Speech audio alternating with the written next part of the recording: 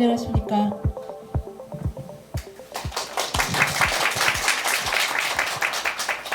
대한민국 회복과 혁신을 위한 2025년 학술대회의 제1분과 좌장을 맡은 경동대 석좌교수 이봉화입니다.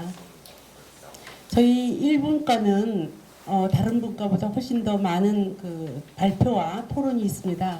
그래서 오늘 좌장의 역할은 시간 잘 지키게 하고 또 미리미리 시간에 이제 알려드리고 하는 것이 오늘 좌장의 저의 가장 큰 목표인 것 같고요. 오늘 각자 발표를 하시면서 우리 교수님들이 모두에 대한 소개는 각자 해주시는 걸로 그렇게 하겠습니다. 그러면 지금부터 저희 제1분과 저희 주제가 동성결합, 동성결혼의 문제점을 발제로 해서 먼저 그 세 분의 발표 그리고 토론을 하도록 하겠습니다. 전체 그 발표는 1인당 저희가 받은 게 13분입니다. 토론은 7분이고요.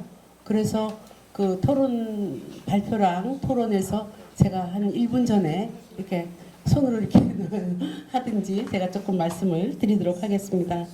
그러면 제1 먼저 발표하실 우리 첫 번째 발표는 홍익대학교 법과대학 음선필 교수님께서 동성 커플의 국민건강보험 피부양자 자격을 인정한 대법원 판결의 위헌, 위법성에 대해서 말씀을 해주시고 이어서 토론을 하시도록 하겠습니다. 그러면 교수님들 토론하시고 발표하실 때 모두로 간단히 이제 자기 소개 부탁드립니다. 네, 안녕하세요. 홍익대학교 있는 음선필입니다. 반갑습니다.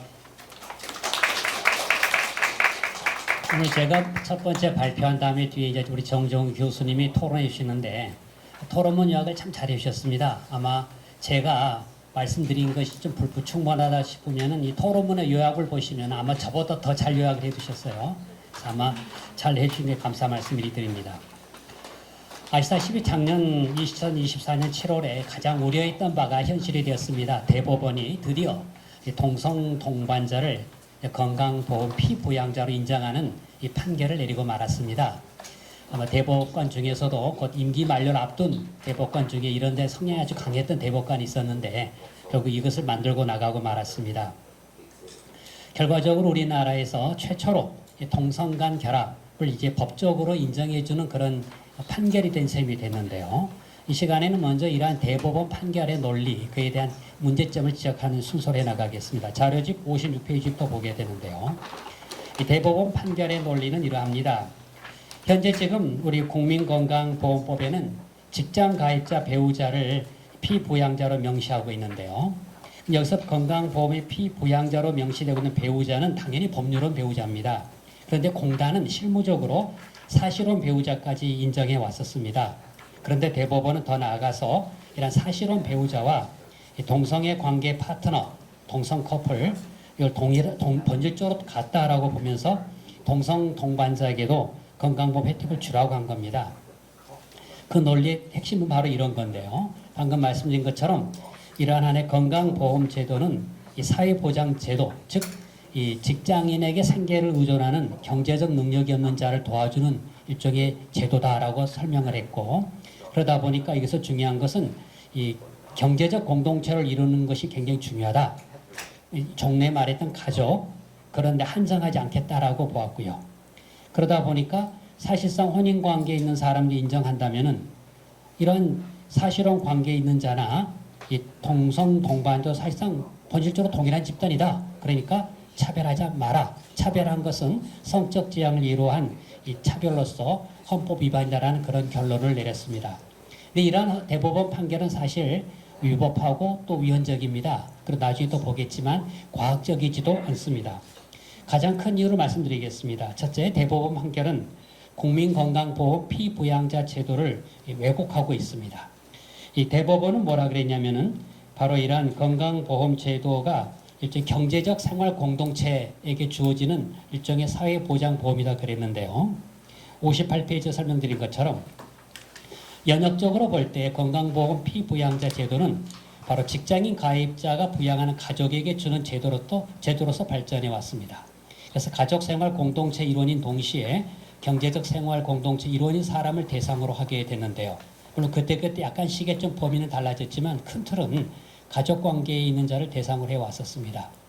이러한 피부양자 제도는 어떤 의미에서는 국민 보건에 대한 국가 보호를 말한 헌법 36조 3항과 또 사회보장을 정진한 34조 2항, 더 나아가 혼인 및 가족생활 보장에 관한 36조 1항이 근거하고 있는 제도인데도 불구하고 대법원 판결은 이러한 피부양자 제도에서 가족생활 공동체 측면은 의도적으로 외면해 버렸습니다. 경제적 생활 공동체 측면을 강조한 셈이 됐는데요. 그 이유는 자연스럽게 가족 관계에 관계없이 확대하겠다라는 그 토대를 만들기 위함이었습니다. 두 번째, 사실혼 배우자 집단과 동반자 집단은 본질적으로 동일하다고 봤습니다. 근데 이것은 근본적으로 착시이며 왜곡에 해당이 됩니다. 우리가 어떤 평등하게 대할 것인가 보면은 두 집단이 동등하게 취급할 것인가 이전에 과연 이게 동등한 실질을 가지고 있는가를 봐야 됩니다. 이건 어떤 의미의 당위 이전에 사실적으로 취급 판단할 문제가 되는데 이걸 보려면은 경제적 관점만이 아니라 가족 또 아동 보건의학 관점에서 이게 과연 동일한 집단으로 볼 것인가라는 판단을 해야 됩니다. 대법원은 뭐라 판단했냐면 단지 법률적 관점에서는 보았습니다. 다시 말해서 사실혼 배우자나 동성 동반자 간의 권리 의무가 별로 다르지 않다. 또 경제적 관점에서는 생활 공동체를 같이 영위한다는 점에서는 동일한 집단이라고 보았는데요. 사실 그렇지가 않습니다. 여러 가지 측면에서 다릅니다. 동성결합이 가지고 있는 현실적인 문제점이 있겠지요. 무슨 말이냐면은 동성결합은 그 가족을 자녀를 낳을 수가 없으니까 인위적으로 가족 형성권을 인정해 주려다 보니까 보조 생식술이나 대리모 등을 인정해 주자고 합니다. 윤리적 문제가 나타나죠. 그로 인하여서 친족 가족 관계 혼란을 가져오게 됩니다. 더 나아가 동성 커플에게 입양된 자녀가 겪는 권리 침해 어려움도 있고요. 또 특히 동성 간 성행에 대한 보건의학적인 문제점들이 있습니다. 그럼에도 불구하고 이런 동성결합과 사실혼을 같게 여긴다라고 하는 것은 잘못된 판단에 불과했다라고 말씀드립니다. 더군다나 이걸 성적 지향에 의한 차별이라고 봤습니다. 근데 그 전제가 뭐냐면 차별금지 사회로서 성적 지향은 이건 소위 말해서 타고난 본성이다라고 한 걸 전제로 했기 때문입니다. 그렇지만 오늘날 성적 지향이 타고난 본성이라는 주장은 이미 과학적으로 폐기된 주장에 불과하다. 그럼에도 불구하고 이걸 당연한 전제로 간주하는 건 비논리적이고 비과학적이었다라는 겁니다. 오히려 같은 것은 같고 다른 건 다르게 해야 된다는 평등 원칙을 대법원은 위반하고 말았다. 같지 않은 것을 같은 걸로 간주해버렸다는 문제가 있습니다. 세 번째로는 대법원 판결은 우리 헌법 제도에 나타나 있는 혼인제도, 가족제도에 위반합니다. 이 대법원 논리는 이러합니다. 법률혼 배우자와 사실혼 배우자는 이 국민건강보험에 있어서는 동등하게 대우해줘야 된다. 그런데 사실혼 배우자는 동성 동반자하고 동일한 집단이다. 그럼 결론은 어떻게 되냐면 바로 동성 그 동반자를 법률혼 배우자하고 동등하게 취급하라는 논리에 도달하게 되죠. 다시 말해서 동성결합은 사실상 이 혼과 비슷하고 같다. 그럼 결국 법률 혼과 같다라는 논리를 가져오다 보니까 우리 현행 헌법 36조 1항의 정면을 위배된다라는 거죠. 우리 헌법 36조 1항은 바로 우리 헌법에서 혼인, 가족생활의 근거가 양성결혼, 그러니까 남성과 여성의 소위 평등한 기초 위에서 성립되는 양성결혼이고 일부일처제입니다. 그럼에도 불구하고 단순한 동성 동반자 관계를 우리 헌법에서 예정하고 있지 않는 그런 결합 형태임에도 불구하고 동등하게 대하는 것은 사실상 헌법상 혼인제도, 가족제도를 침탈하는 결과를 가져온다. 현행 또 우리 민법에 나와 있는 여러 규정에도 반한, 아마 이 부분을 토론하신 분 더 잘 설명해 주실 겁니다. 여기서 한 가지 주목할 것은 일종의 언어적인 조작이 좀 있거나 언어적인 혼란을 유도한 게 있습니다. 대법원 판결에서는요, 고등법원과 달리 또 동성 동반자라는 용어를 썼습니다. 이게 무슨 말이냐면은 지금 법률혼 관계나 이런 관계는 이성 동반자라는 용어 썼고 동성 간에 동성 동반자를 쓰다 보니까 같은 동반자라는 착각을 일으키게 만들었습니다. 원래 우리 법률 용어로 동반자 그러면 배우자, 남녀라고 하는 개념으로 정착이 돼 있었는데 이걸 마치 동성 동반자, 이성 동반자 그러다 보니까 같은 동반자다라고 하는 언어적인 약간 조작을 가져오는 결과를 가져왔다. 이런 비난이 가능하고요. 그 결과 대법원 판결은 사실상 일법을 하고 말았습니다.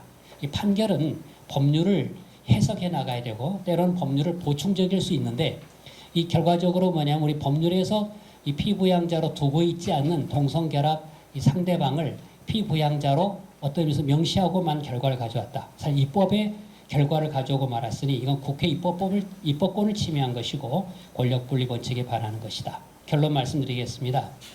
사실 이번 소송은 단순히 그 경제적인 이유 때문에 제기된 건 아닙니다. 이 동성 커플이 지역보험 그 가입자로 있다가 바뀌게 됐는데 한 매달 10,000원 좀 넘는 금액을 아끼기 위해서 소송을 제기한 건 아니고 어떤 의미에서 이런 하나의 동성결합 합법화를 이뤄가는 우회를 확보하기 위해서 법원 판결을 이끌어내기 위한 하나의 일종의 점진적인 전략에 불과했다라는 걸 보게 됩니다. 또 심각한 문제는 아까 말씀드렸던 그런 위법적인 것도 있는데 결과적으로 대법원 다수결은 이런 말을 했습니다.